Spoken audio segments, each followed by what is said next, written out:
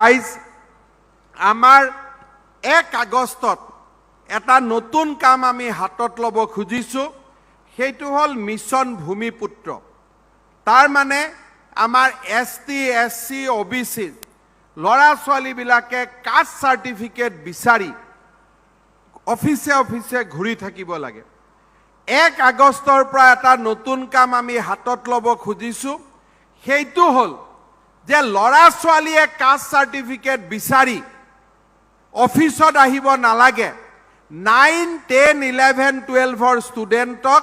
অফিচাৰে গৈ স্কুলতে কাষ্ট সাৰ্টিফিকেটখন দি দিব আমি অফিসত আহিলেতো আমাৰ টকা পইচা খৰচ কৰিব লাগে সেই কাৰণে এতিয়া স্কুলতে গৈ আমাৰ লৰা ছোৱালীক ডিসিয়ে 9, 10, 11, 12ক কাষ্ট সাৰ্টিফিকেট দিব লাগিব তাৰ পিছত প্ৰত্যেকবাৰে 8ৰ লৰা 9 পাস কৰিব আৰু কাষ্ট সাৰ্টিফিকেটখন উপহাৰ স্বৰূপে ডিসিয়ে স্কুলত গৈ লৰা ছোৱালীক দিব লাগিব এই কাম আমি কৰিব খুজিছো যাতে আমাৰ এসটি এসসি আৰু ওবিসি লৰা ছোৱালীয়ে কষ্টৰ সন্মুখীন হ'ব নালাগে আৰু আমি নিয়ম কৰিছো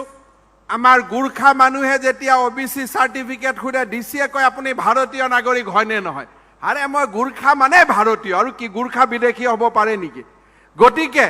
সেই কাৰণে এইবাৰ আমি নিয়ম কৰিছো যে কোনো এসটি এসসি ওবিসি মানুহক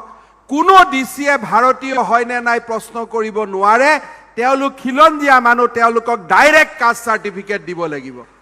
এই 1 আগষ্টৰ পৰা আমি মিছন ভূমিপুত্ৰ আৰম্ভ কৰিব খুজিছো কেবিনেট ডিসিশন হৈ গল আমি ডিসি সকলক মাতিছো 27 তাৰিখে ট্ৰেনিং কৰি দিম বুজাই দিম যাতে লাহে লাহে সৰকাৰখন যাতে সাধাৰণ ৰাইজৰ ঘৰত সোমাব পাৰে বুকুত সোমাব পাৰে এই ধৰণে আমি চিন্তা চৰ্চা কৰিছো আৰু লাহে লাহে আমি আগুৱাই লৈ গৈ আছো